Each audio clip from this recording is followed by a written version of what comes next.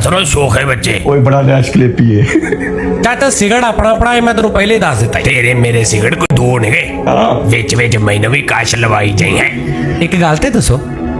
कदी अपने सिगड़ जिंदगी च खरीदे तुसी आ गई वरी वैसे जे तेनू निहार मूंह वेखो ना ते यकीन कर तू कुत्ता कुत्ता जिहा भी लगदा ते मैनू भला तू किदां दा लगदा ते ओ लगदा होना कैसा 20 किलो दुध पवाउण वाले बर्तन जिड्डा मूंह तेरा मेरी गल सुन ला तू आखिरी एक दो कश रह गया मैनू लवा दे चंगा रहेगा कल मेरे को भी डब्बी होनी है क्या नहीं नहीं नहीं नहीं नहीं नहीं नहीं नहीं सिगड़ अपने अपने चाचू कौन तू है मैं तेरा ओ प्यो हां जिहदे बारे च तेनू मामू दस्सिया गया एक सिगड़ दी वजह तो किते मेरे कोलों तू अपनी